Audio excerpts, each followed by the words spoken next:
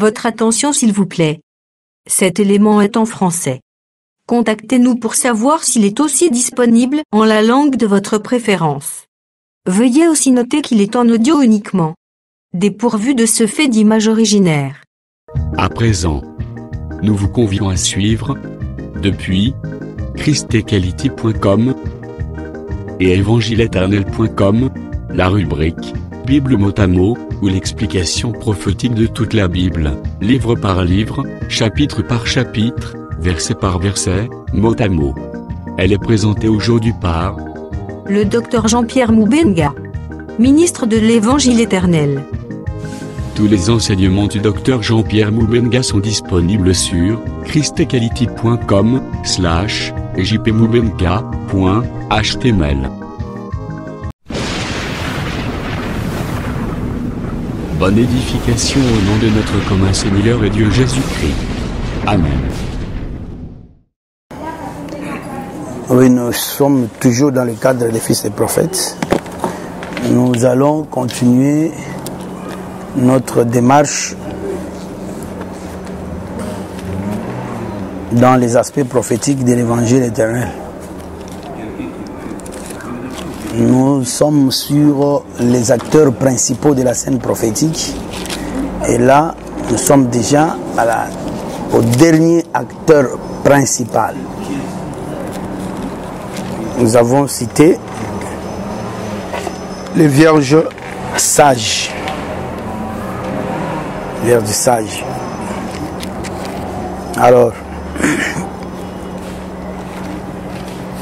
nous sommes dans Matthieu chapitre 13 toujours, à la dernière partie, versets 8 et 9, on relit ça à haute voix.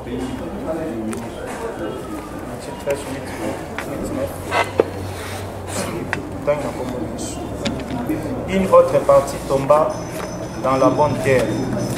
Elle donna du fruit, un grain 100, un autre 60, un autre 30. Et celui qui a des oreilles pour entendre, entende. Amen. Alors, mais nous avons dit, nous avons pris une option pour montrer l'état de ces choses. D'abord, identifier la grande caractéristique de cette étape qui est le fruit à 100, 60 et 30. C'est ça la caractéristique principale de ça. D'abord, le fruit lui-même. Pourquoi? Parce que lorsque Israël a reçu la parole, c'est comme la manière dont Israël a travaillé, c'est comme Adam le premier. On s'est dit toujours qu'il y a des versets qui montrent ce qui se passe. Si nous prenons le cadre de Gédéon, qui demande pour qu'il soit certifié que l'Éternel est avec lui et qu'il va vaincre, c'est-à-dire Dieu combattra avec lui pour la délivrance du peuple. Gédéon a demandé deux choses. La première chose s'est passée dans une nuit et la deuxième aussi dans une autre nuit.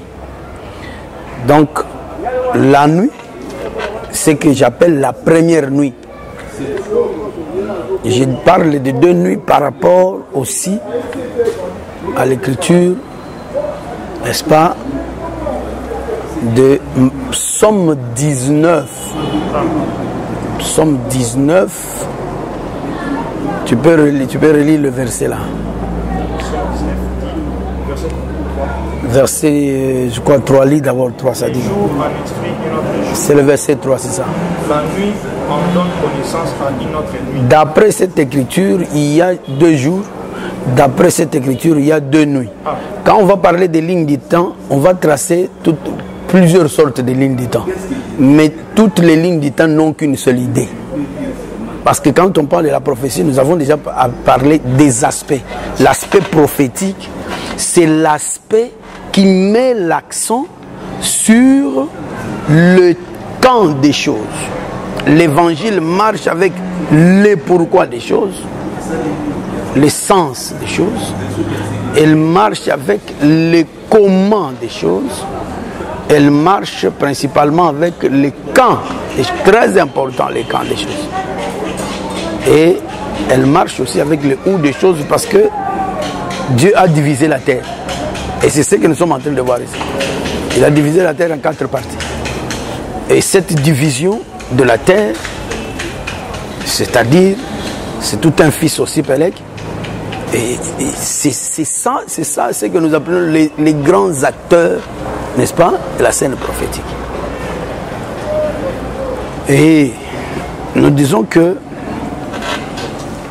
le Seigneur a fait qu'il y ait plusieurs lignes prophétiques, mais toutes ces lignes ne parlent que d'une même chose, le plan, donc les camps des choses. Les camps des choses, comment il faut situer les choses dans leur temps. Alors, lorsqu'on parle du temps, c'est Dieu qui a créé le temps. Le temps a été créé. Et il fait créer le 4e jour. Le Seigneur parle du jour, du soir, il parle du matin. Depuis le premier jour d'ailleurs, il a commencé, c'était ça. Mais les directions, la direction de la nuit, la direction du jour, c'est le 4e jour. C'est ce que nous appelons les signes du zodiaque, on verra ça. Les signes du zodiaque, ce n'est pas la magie. Les signes du zodiaque, ce sont les signes placés dans le ciel. Les zodiaques, c'est l'étendue céleste. Ce sont les signes qu'on a placés dans le ciel. Les signes du zodiaque ont été créés. Alors, mais en fait, cela nous permet à connaître les temps, les époques qu'on sort.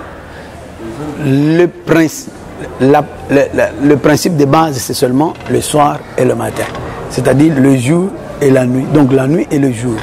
C'est pourquoi cette écriture nous révèle qu'il y a 2 jours. Donc il y a dans une autre ligne de temps, nous parlerons seulement de soir et matin. C'est tout. La création est terminée. Parce que c'est la création qui est sous le temps. La création a un commencement et une fin. Donc, il y a un soir, il y a un matin, c'est fini. Alors, maintenant, ici, ça nous révèle maintenant qu'il y a 2 soirs, 2 matins, et plutôt 2 nuits, c'est-à-dire 2 soirs. Le soir, c'est le début de la nuit. C'est le commencement de la nuit. Et il y a 2 jours également, selon cette écriture-là. Un jour qui instruit un autre jour, et un matin, et plutôt un soir qui instruit aussi un autre soir, ou une nuit qui instruit une autre nuit. Alors, c'est pour dire que si nous pouvons identifier les nuits chez Gédéon, nous trouverons qu'il a aussi utilisé 2 nuits. Il a utilisé une nuit. Pendant cette première nuit, la grande caractéristique de cette nuit-là, c'est que Gédéon a fait que la rosée reste seulement sur la toison des laines et que la rosée ne touche pas la terre.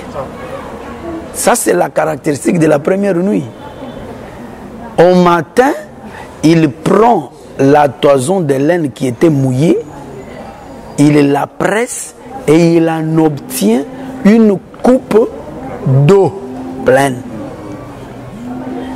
Il n'a pas arrêté là, il a continué et il dira que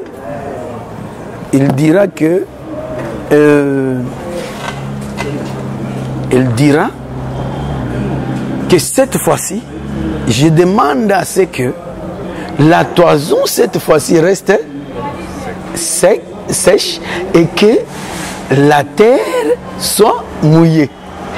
Voyez-vous? Donc dans cette deuxième nuit, oui, il a obtenu le même résultat. La terre fut alors mouillée.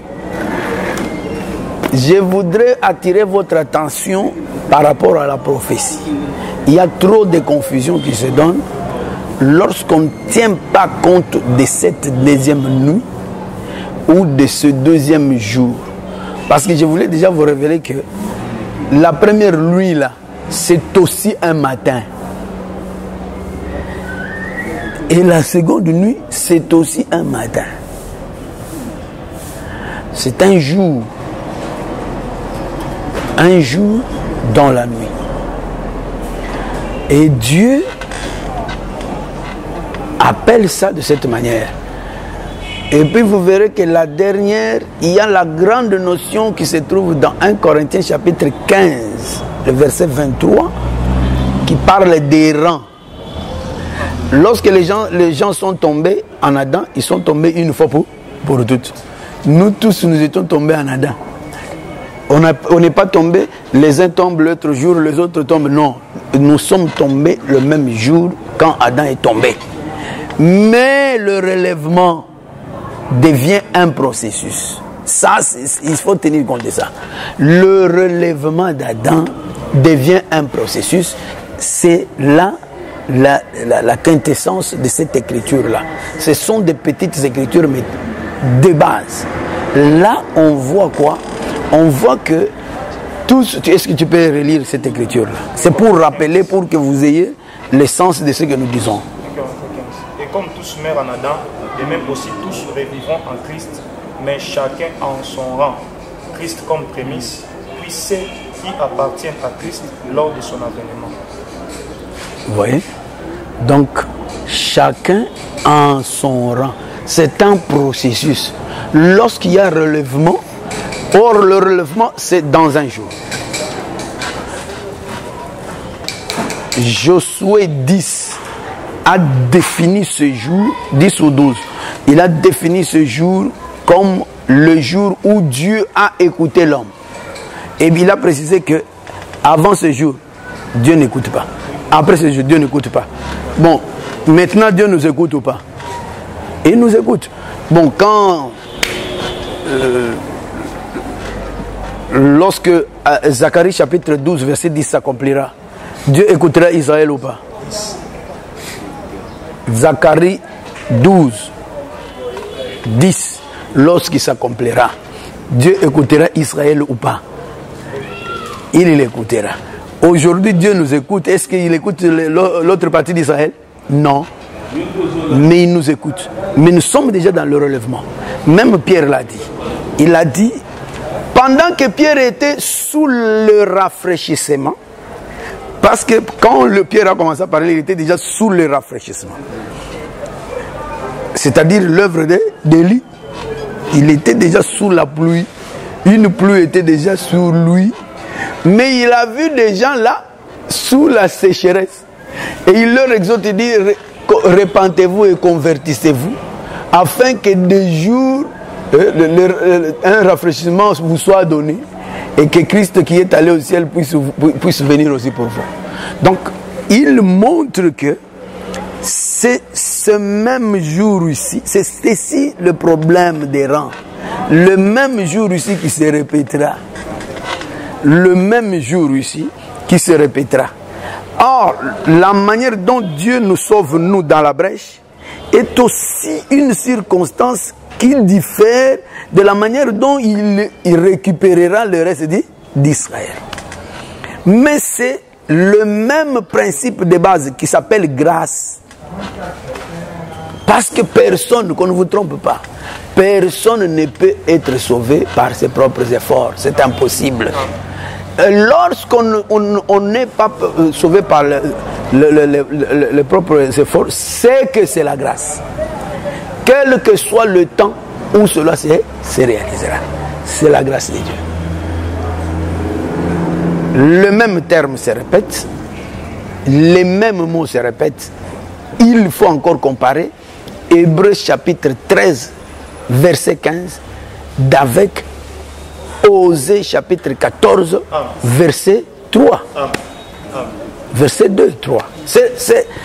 C'est la même chose, un même verset, mais qui se fait en des temps différents. Même Joël chapitre 2, verset 25. Ce qui s'est accompli à Pentecôte. Cette écriture s'accomplira également à Zacharie 12, verset 10. Donc c'est la même chose, mais qui se répète. C'est là où on parle des rangs. Mais vous n'allez pas dire que ce sont 2 jours différents. C'est le même jour. D'après Josué 10, c'est le même jour. C'est le jour où Dieu écoute l'homme. Ça se déplace, ça bascule, mais c'est toujours le même jour. Ce jour, c'est qui? La lumière ici, qui est la vraie lumière, l'évangile éternel. Israël, s'il n'a pas écouté l'évangile éternel, ne verra pas Dieu. Or, l'évangile éternel, il n'y a pas de salut. Alors, je peux maintenant retourner pour dire que notre identification ici nous a amené à comprendre que dans la nuit, dans la première nuit, la nuit où la toison de laine, c'est la personne de Jésus, mais la toison de laine, c'est aussi la personne de tous les prophètes, parce que Jésus, ce sont les prophètes. Donc, quand on interprète cette écriture, on la place par rapport à la première alliance, où la toison est mouillée. Cela, c'est quoi? C'est 1 Pierre chapitre 1 verset 10 qui dit que l'esprit de Christ était sur les prophètes autrefois. C'est-à-dire la toison était mouillée. Parce que Jean chapitre 7, le verset 39, interprète l'eau comme étant l'esprit ou le Saint-Esprit. Donc c'est pour dire que, à la vérité, lorsque Gédéon fait que la toison qui est, toison ils en étaient lamba, au couvrir les lamba, tu mets la toison, un habit, tu le mets sur la terre, le sol, meuble. Mais tu vois, le matin, le sol est sec, mais la toison est mouillée. Mais c'est un miracle. Ça ne peut pas se faire. Je ne sais pas si vous comprenez ce que je dis là. Toi, tu peux faire ça. Que je te donne seulement quelques minutes. Tu mets de l'eau dans un habit. Et puis tu mets ça là-bas. Quand tu vas enlever, et après quelques temps, toute la nuit d'abord. Imagine-toi, toute la nuit. Quand tu vas enlever, tu verras que l'eau reste seulement à l'habit. Non. L'eau va descendre, il va toucher quand même, ne fût-ce qu'une partie du sol. Mais là, toute la terre, tout le sol était resté sec. Ça veut dire quoi? Ça interprète seulement, ou c'est interprété par 1 Pierre chapitre 1 verset 10 qui dit, est-ce que tu peux relire ça aussi? Les prophètes qui ont prophétisé touchant la grâce qui vous était réservée ont fait de ces saluts l'objet de leurs recherches et de leurs investigations. Continue. Voulant sonder l'époque et les circonstances marquées par l'esprit de Christ qui était en eux. Est-ce que vous entendez? L'esprit de Christ était où? Dans les prophètes. Est-ce qu'il était chez les peuples? Niet. Ce ne sont que les prophètes qui étaient mouillés. Et les prophètes représentent Christ en ce temps-là, parce que ce sont aussi des brebis ou des agneaux qui étaient menés à la boucherie. Pourquoi? Parce que l'esprit montrait que les prophètes devaient être persécutés, ils devaient être, on devait chercher à les effacer. Voilà. Vous voyez? Ils ont souffert. Toutes les souffrances des prophètes là, c'était l'annonce que Christ viendra et il y souffrira. Cela veut dire que tous les prophètes là formaient Christ. C'est pourquoi lorsqu'on a dit, n'est-ce pas, de Christ que tu es Jérémie, il n'a pas refusé. Lorsqu'on lui a dit, tu es l'un des prophètes, il n'a pas refusé. Donc il a fait semblant, il a caché seulement pour dire que ce sont les avertis qui vont comprendre que j'ai accepté. Et les bourriques ne vont pas comprendre. Alors, c'est pour dire que, à la vérité, les prophètes représentent le corps de Jésus. Quand Jésus est venu dans la chair, lui seul était mouillé. Et l'esprit qui était sur Jésus, c'était l'esprit sans mesure. Nous l'avons vu la fois passée, lorsque j'ai voulu montrer à la sœur qui avait posé la question, je regrette qu'elle ne soit, alors qu'elle pose de très belles questions. Alors, donc, l'esprit, nous avons vu comment, à la consécration des sacrificateurs, on a lavé et Aaron, le souverain sacrificateur, et les fils d'Aaron par Moïse, qui, physiquement, comme ça, était petit frère à Aaron. Il les a lavés. Et dans la suite, il fait quoi? Il les vêtit. La Bible dit, il a pris d'abord l'huile d'onction et il l'a versé sur la tête d'Aaron. C'est aussi Psaume 33, n'est-ce pas? Si c'est 33, si c'est 33, 133. Psaume 133. Il a versé sur la tête d'Aaron. C'est descendu. Mais les fils étaient à côté. Physiquement, comme ça, ils n'ont rien reçu. Pourquoi? Parce que lui, Aaron, représentait Jésus. Représentait Jésus. C'est pourquoi on avait démontré que Jean-Baptiste voulait refuser de le baptiser parce qu'il trouvait qu'il était mon grand frère. Pendant que physiquement, il se voyait aussi comme celui qui était venu après lui. Oui, parce que Aaron aussi est venu après Moïse. C'est Moïse qui est devenu, qui était choisi avant. Et puis Aaron l'a rejoint. Hein? Donc c'est au retour du buisson ardent. Mais ici nous disons simplement qu'il a tenté de refuser, mais on lui a convaincu par la providence qu'il fallait que ça soit comme ça. C'est comme ça qu'il accepte de le baptiser. Et il devait verser de l'huile dessus lui. C'est comme ça que il y a en principe l'huile qui fut versée sur lui pour indiquer que l'onction tombe d'abord sur Christ lui-même. C'est ce que nous avons vu à la sortie des eaux du Jourdain. L'onction est tombée sur Christ lui-même. Christ répétait la première nuit. Il répétait la première nuit. Il était dans l'accomplissement de la première nuit. Et la première nuit, j'ai voulu évoquer cette nuit pour montrer que, à la vérité, la parole est arrivée d'abord à Israël. Elle est arrivée à Israël, mais cette parole qui est arrivée à Israël n'a pas produit son fruit. N'a pas produit son fruit. Et n'ayant pas produit le fruit, ça ce sont des jeux de Dieu, de l'Éternel.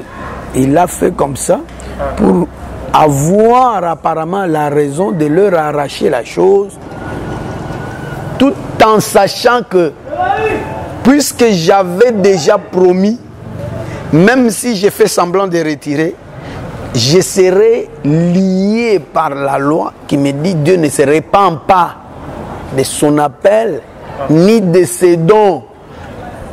Donc je reviendrai.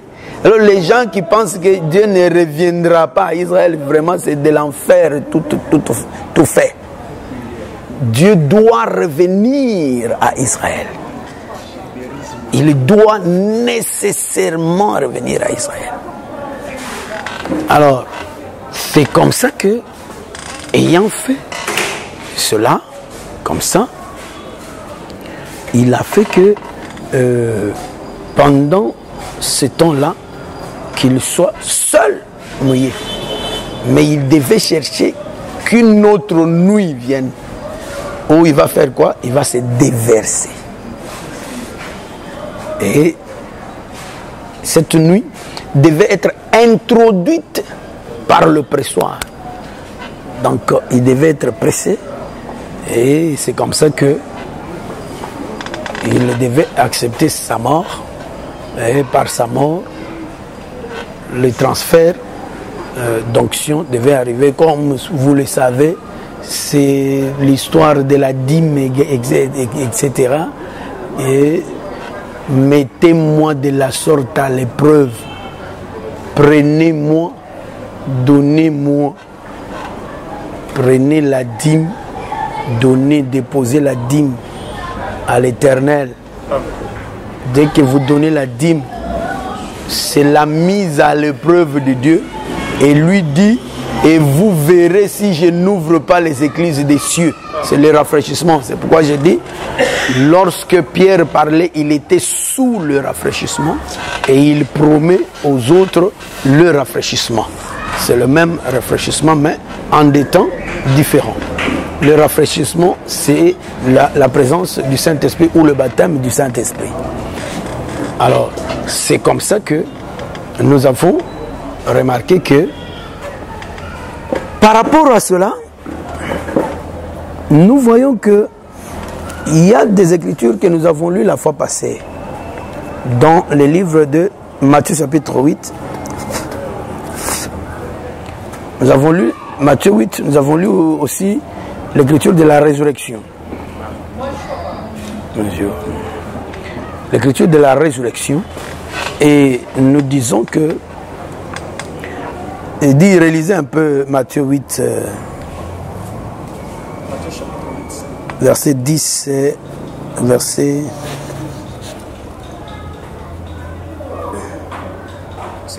12. Mais les fils du royaume seront jetés 10 à 12. 10 à 12.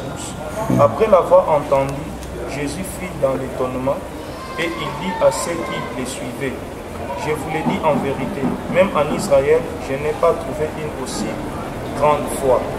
Or, je vous déclare que plusieurs viendront de l'Orient et de l'Occident et seront à table avec Abraham, Isaac et Jacob dans les royaumes des cieux. Mais les fils du royaume seront jetés dans les ténèbres du dehors, où il y aura des plaies et des grincements de dents. Ok. Donc,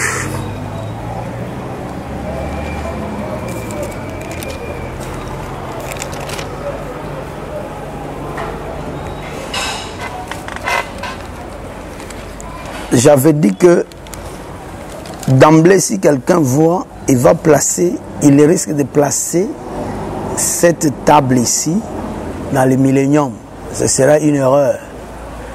L'élément qui nous fait voir que c'est une grosse erreur, ça ne peut pas se placer là-bas, c'est l'élément du verset 12.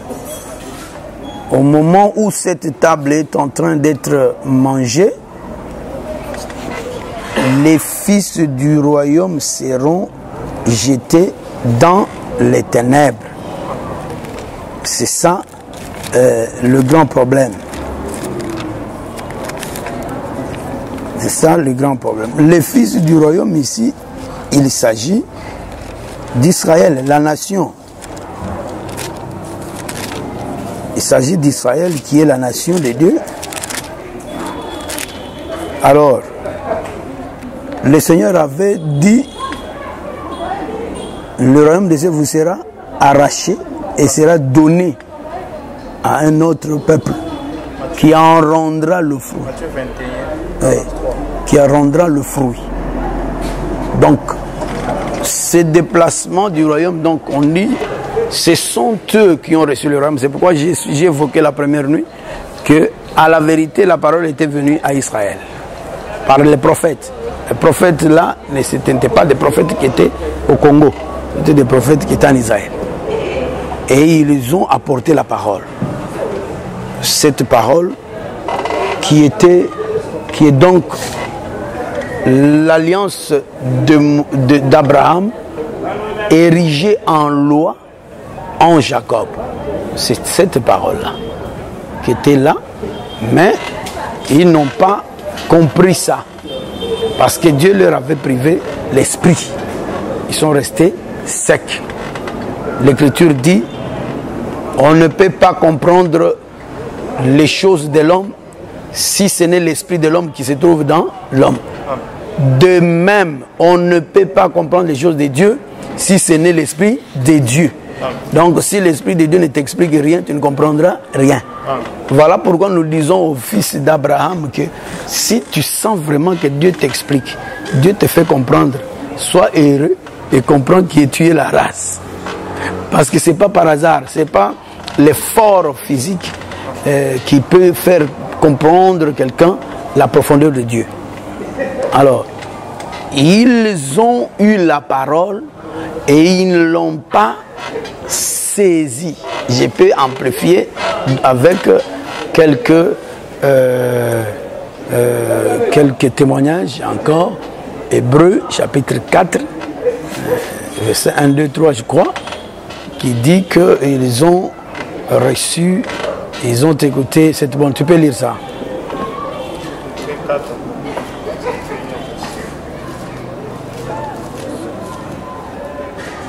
Craignons donc, tandis que la promesse d'entrer dans son retour subsiste encore, qu'aucun de vous ne paraisse être venu trop tard, car cette bonne nouvelle nous a été annoncée aussi bien qu'à eux, mais la parole qui leur fut annoncée ne leur servit de rien, parce qu'elle ne trouva pas de la foi chez ceux qui l'entendirent. Et un autre témoignage, c'est Jean chapitre 4.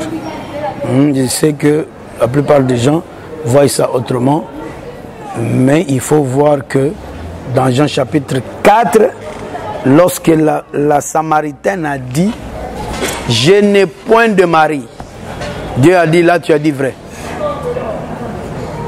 Parce que tu en avais 5 et le 6e que tu as ne t'appartient pas. » Donc, elle n'a rien.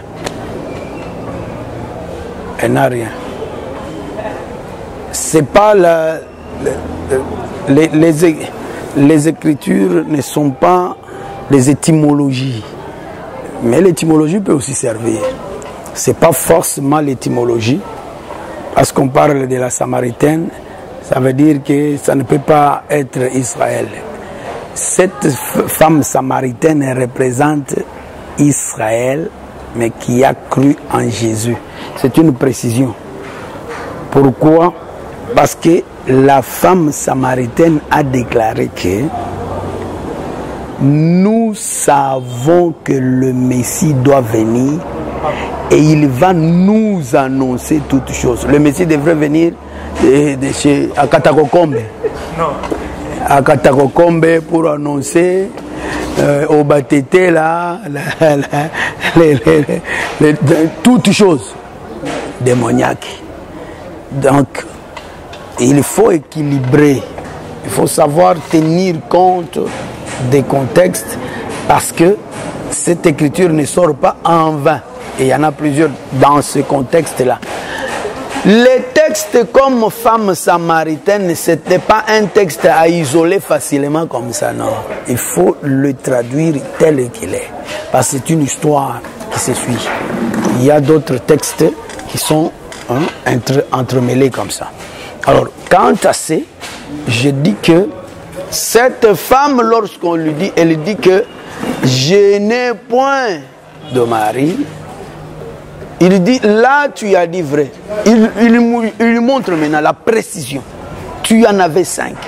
Quels sont ces 5? C'est la loi qu'il l'avait perdu. Parce que la femme samaritaine en son temps, elle représente cet Israël de ce temps-là. Ils avaient déjà perdu la loi. Ils ont remplacé la loi, n'est-ce pas, à celui qui l'avait.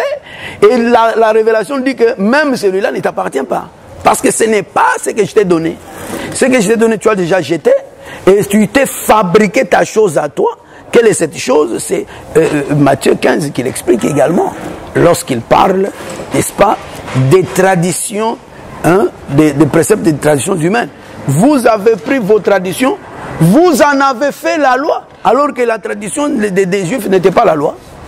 Donc ils ont confondu, c'est une 6e chose qu'ils ont ajoutée sur la loi, qu'eux-mêmes ont négligé.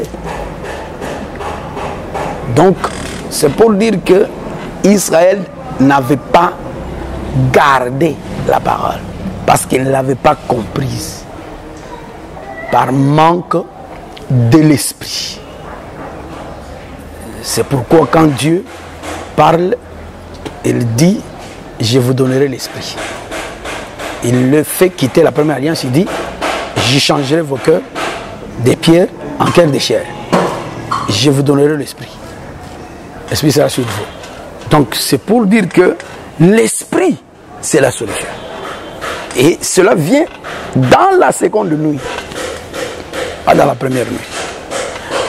Alors, c'est comme ça que nous disons, par rapport à ici, nous voyons que je suis allé là-bas pour montrer qui sont les fils du royaume. Les propriétaires du royaume.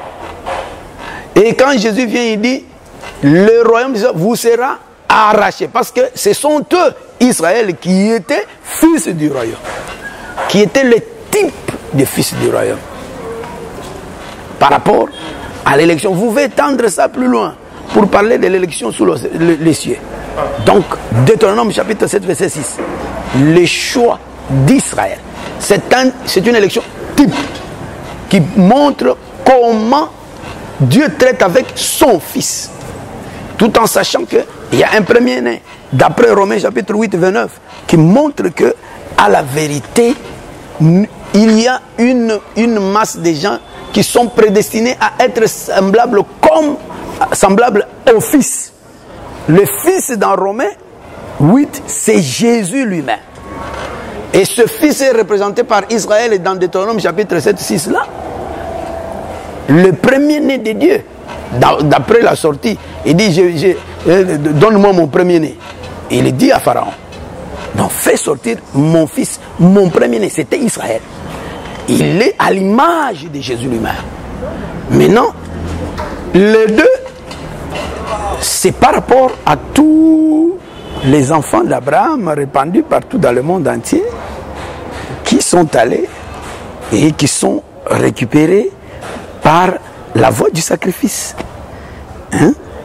Par la voie du sacrifice qui rassemble maintenant ceux qui étaient dispersés. Ceux qui étaient dispersés. Alors, maintenant vous trouvez que ici, les fils du royaume dont il est question, il s'agit d'Israël.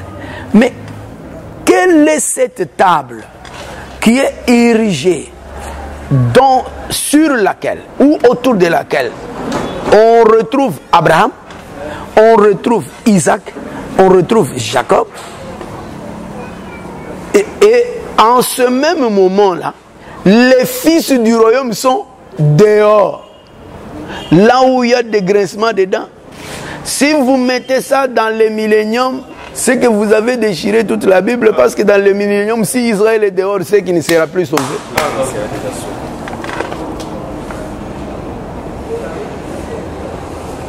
Dans le millénium, Israël sera sur la table. Et je répète que ça sera la même table, mais à un autre moment. On ne change pas de table. C'est la même table, mais à un autre moment. Donc, c'est pour dire que cette table ici, plusieurs qui viendront de l'Orient et de l'Occident, et qui seront à table avec Abraham, Isaac et Jacob, c'est maintenant. Qui sont venus de l'Orient?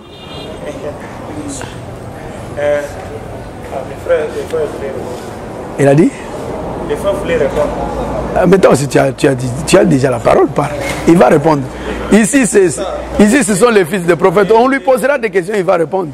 Les versets ici, quand on parle de l'Orient et de l'Occident, beaucoup de gens disent que c'est aussi Israël parce que l'Orient parle d'Israël. Mais moi, je vois c'est Israël qui a écrit. Il est parti de Pierre et tous ces gens qui ont... Mais quand tu l'appelles Israël, c'est Israël. C'est la partie d'Israël qui a écrit. Voilà. Sauf que si vous devez faire attention avec les parler. C'est pourquoi tu verras des gens, celui-ci dit la vérité, autrement, celui-ci dit la vérité autrement, mais il se chamaille sérieusement. Non, toi tu es diabolique, toi tu es diabolique. Même Dieu au ciel, il se moque d'eux. Mais ils disent la même chose, mais ils ne se comprennent pas. Parce que celui-ci veut tirer les draps vers lui. C'est un esprit, un démon. À la vérité, dans le parler, lorsque vous parlez d'Israël, tenez compte, si vous êtes prédicateur, à donner une précision. Parce que dans la Bible, Israël a plusieurs sens. Mais si vous dites seulement Israël, l'autre te comprendra autrement, l'autre te comprendra autrement. Et tu verras même quelqu'un qui te dirait que diabolique, il a mal prêché. Alors que tu as bien prêché. Il faut donner toujours une précision. Pourquoi on parle aussi du contexte? Ici, nous donnons un conseil pratique par rapport à l'interprétation. À la fin, par rapport à ça, on tient compte de plusieurs types de textes. Il y a plusieurs types de textes dans la Bible. Tous les textes ne sont pas les mêmes dans la Bible. Et c'est comme ça que nous disons ici que tu as bien parlé, mais tu avais peur. Il ne faut pas avoir cette peur-là. Quand tu dis c'est Israël, il faut maintenant donner la précision que Israël qui a cru. C'est là où je parle aussi de la veuve, de la femme samaritaine. Si tu dis seulement l'église, c'est une portion de vérité. Mais est-ce que l'église va dire que... Quelle église? L'église est composée de deux parties. C'est au sud de Deutéronome chapitre 22 verset 6 qui parle du nid d'oiseau. Si tu rencontres sur ton chemin un nid d'oiseau avec des œufs ou des petits, maintenant on a situé, on les sépare en deux. Sur la terre ou sur un arbre. Ce sont deux peuples différents. Les oiseaux de la terre, en réalité, ce sont des animaux terrestres, mais qui ont pris la nature d'oiseaux.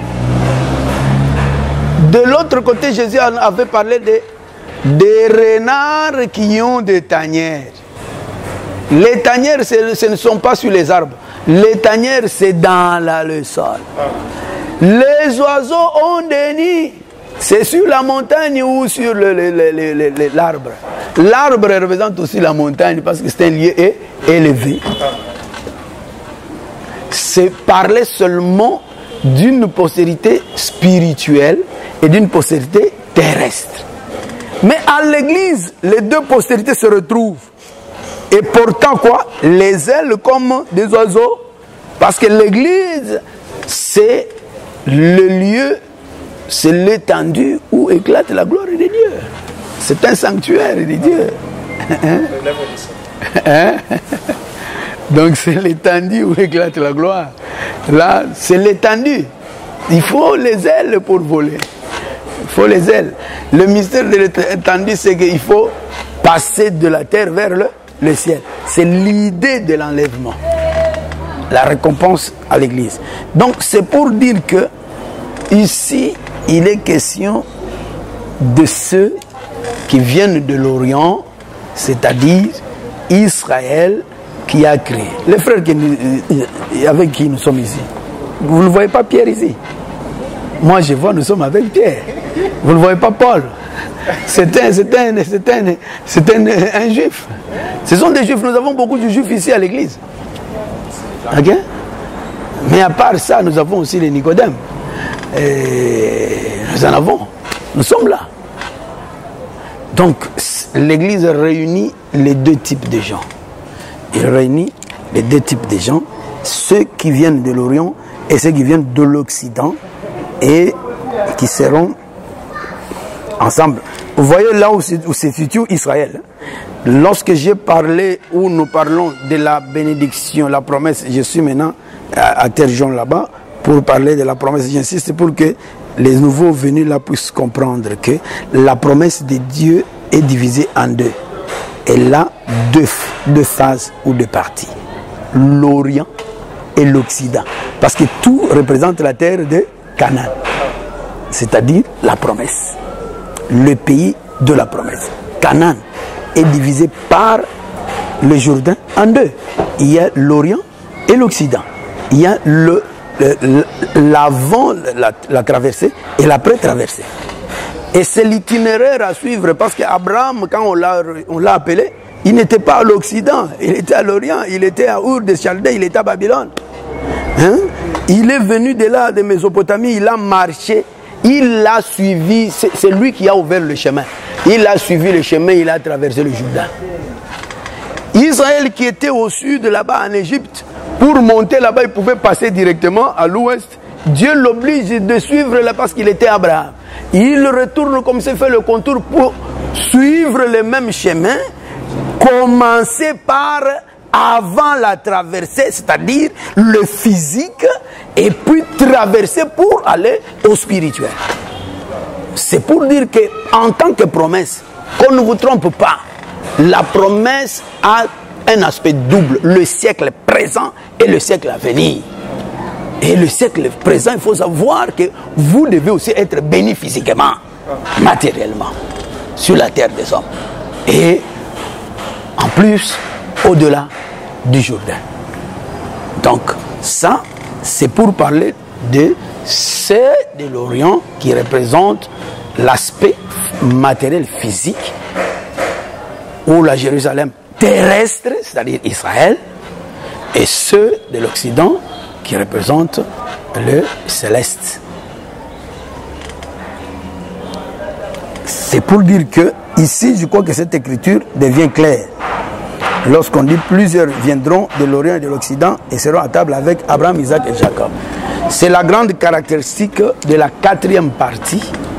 C'est la caractéristique de la quatrième partie. Nous avons dit, je vais parler comme ça parce que le temps nous presse.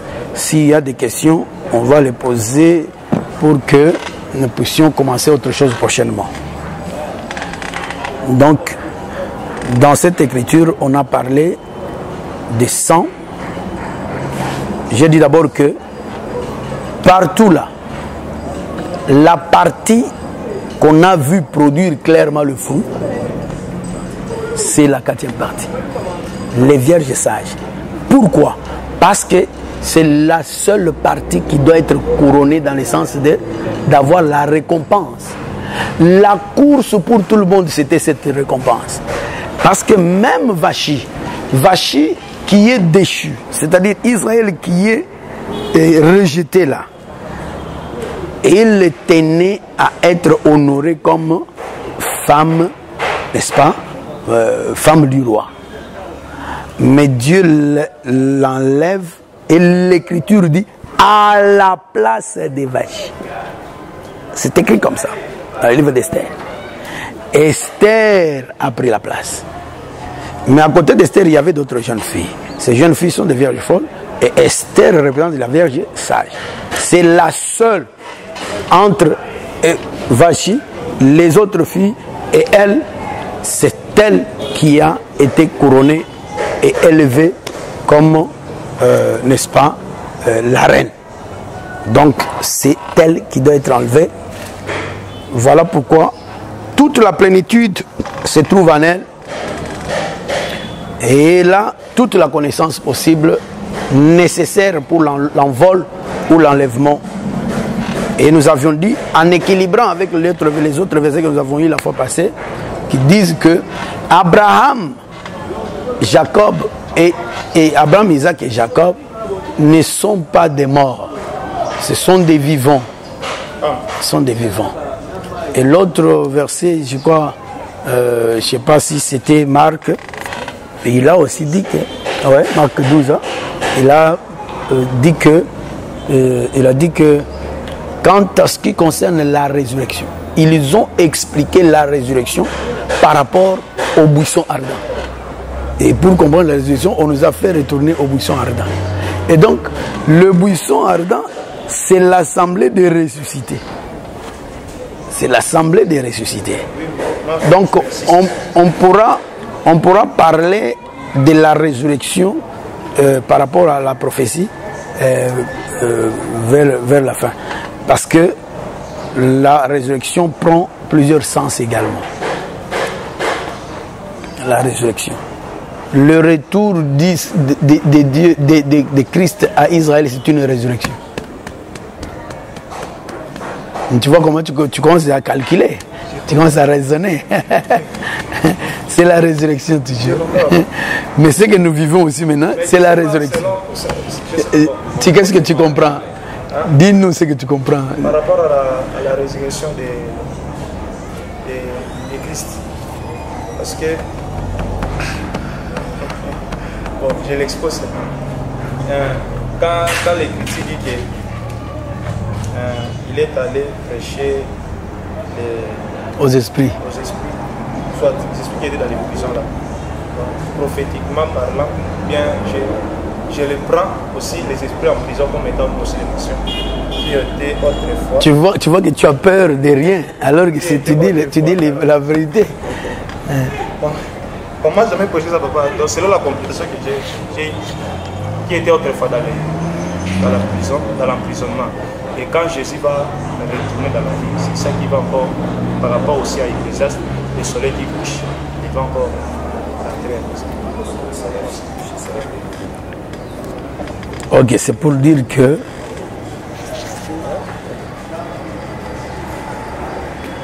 Zacharie, chapitre combien? Je vais retrouver cela. D'ailleurs, c'est le même verset que j'ai donné ici. C'est 12, verset 10. Mais la dernière partie dit quoi? Lis un peu ça. Zacharie 12, 13. Plutôt 13, 10. 12, 10. Alors je répandrai sur la maison de David. Ça, c'est Joël 2. Continue. La maison de David et sur les habitants de Jérusalem, un esprit de grâce et de supplication, et ils tourneront les regards vers moi, celui qu'ils ont percé, ils tourneront un regard sur moi, celui qu'ils ont percé. Est-ce que jusque là, ceux qui ont tourné Israël, que Jésus est ressuscité? Non. C'est ce jour-là qu'ils verront Jésus ressuscité. Comme les disciples. Oui. Donc, ils verront Jésus. Jésus s'est présenté d'abord chez les autres 2 fois. Il s'est présenté 2 fois, n'est-ce pas? Hein? Donc, quand ils étaient dans la maison. D'abord sans Thomas, et puis avec Thomas. Sans Thomas, c'est un autre moment, mais c'est toujours la résurrection. Mais avec Thomas, c'est un autre moment, mais c'est toujours la résurrection. Vous voyez ça? Donc la même résurrection, c'est fait comme ça, c'est toujours cyclique comme ça 2 fois. Et ça, c'est quoi encore? Élie qui quitte Israël, il va chez la veuve. En réalité, Israël sait que cet homme est déjà mort. Est-ce que vous savez, vous comprenez ça? C'est ce que maintenant toi tu avais peur alors que tu dis la vérité. C'est-à-dire que quand il est allé traiter avec les esprits en prison. C'est ça les esprits en prison. Vous, les esprits en prison. Jusque là Jésus est dans la tombe en train de traiter avec les esprits en prison. Et le temps, l'heure est venue. Hein? Et l'heure vient. C'est au futur. L'heure vient. Mais elle est déjà venue. C'est 2 temps, n'est-ce pas? L'heure vient, mais elle est déjà venue. Pour les morts, il y a les morts d'Ézéchiel 37. Il y a aussi les morts du séjour des morts dont il a parlé. Et pendant que Jésus est dans la tombe en train de prêcher, parce que vous ne pouvez pas nier ça, rattraper yo, parce que Jésus est en train de prêcher, c'est le prophète Pierre qui a prêché comme ça. Comme il est en train de prêcher ici, là on sait qu'il est mort. À la vérité, il est toujours dans la tombe. On a changé de lieu, on est allé le placer quelque part. Mais lorsqu'il se présentera dans Zacharie ici 12, il comprendra que cet homme-là que nous avons percé, donc il est ressuscité. C'est la résurrection. C'est nous aujourd'hui qui savons que Jésus est ressuscité. Eux ne savent pas que Jésus est ressuscité. Mais ils verront cette résurrection-là. Les gens de ce bateau-là qui sont restés stupéfaits, ils ne savent pas d'où est parti Jonas. Ils ne peuvent pas. D'ailleurs, ceux qui vont. Que son âme repose en paix. Pendant qu'il dit son âme repose en paix, l'homme est en train d'intercéder là-bas, et puis il finit, il commence la prêche. Donc c'est pour dire que c'est comme ça que les choses se comprennent. Donc, ici, nous sommes avec Abraham, Isaac et Jacob. Abraham représente le fruit à 100. Isaac représente le fruit à 60. Et j'avais insisté sur Jacob, qui y est représenté par son fils Joseph. J'avais parlé par rapport à la pierre d'onyx sur le pectoral. Non, les fautes. Les fautes, pour montrer que celui qui a pris la place de Jacob, c'est le frère Joseph, qui est le 11e. Donc, j'avais dit que s'il y a des questions, on peut les poser parce que le temps est avancé. On a un autre travail à faire. Ou soit, si vous sentez que nous pouvons, parce que je n'ai pas tellement fait des détails sur les 60, les 100, les quoi. Si vous sentez qu'il faut en faire les détails, comme ça, la séance prochaine, on va entrer dans les détails de chacun avec les Écritures. Mais sinon, je voulais que s'il y a des questions, si c'est facile à comprendre, si vous avez compris, comme ça, on avance. On va avancer prochainement. Toi, tu trouves quoi? Qu'on avance prochainement ou bien qu'on revienne sur les détails? Qu'on revienne sur les détails. Ok, on va revenir un peu sur les détails. Le samedi, on revient un peu sur les détails. Moi, j'ai beaucoup vraiment d'estime pour la sœur, notre sœur. Elle habite la même passage avec la sœur Yata, ils sont ici, Yogo est là-bas. On va la voir. Toi, tu as son numéro, non? Oui, son téléphone. Il faut la voir parce qu'il faut tokolenge la kaba to logo la ye. Et bien nyonso yo. Donc nous nous arrêtons là-bas. Donc c'est que maintenant nous sommes en train de jouir avec Abraham, Isaac et Jacob, et nous dans le millénium, ça sera la même table. J'avais donné Hébreux chapitre 13 verset 15 à comparer avec Osée chapitre 14 3. Donc c'est ça aussi, papa, là où je suis. Parce qu'il y a encore d'autres gens, des gilbérismes. Il y a des gens qui ne croient pas qu'Israël sera sauvé par la grâce. Bien que c'est aussi un débat, on le fait souvent ici.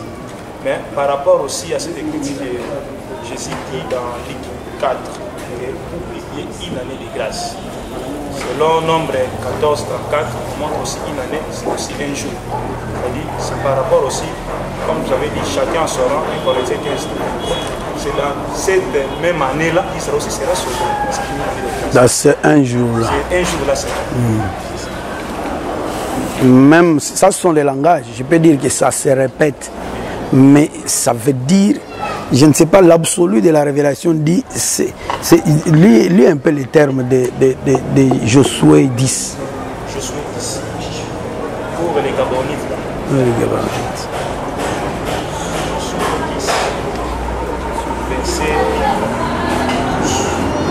Parce qu'on fait les efforts à comprendre les choses selon l'homme. Mais Dieu a sa manière de comprendre les choses. Il n'y a point eu de jour comme celui-là, ni avant, ni après, où l'Éternel ait écouté la voix des noms, car l'Éternel combattait pour Israël. Voilà.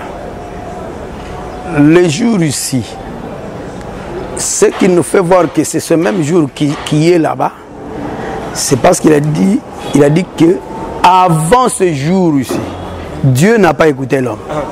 Or, si Dieu n'a pas écouté l'homme, il n'y a pas d'alliance. Il n'y a pas d'exaucement.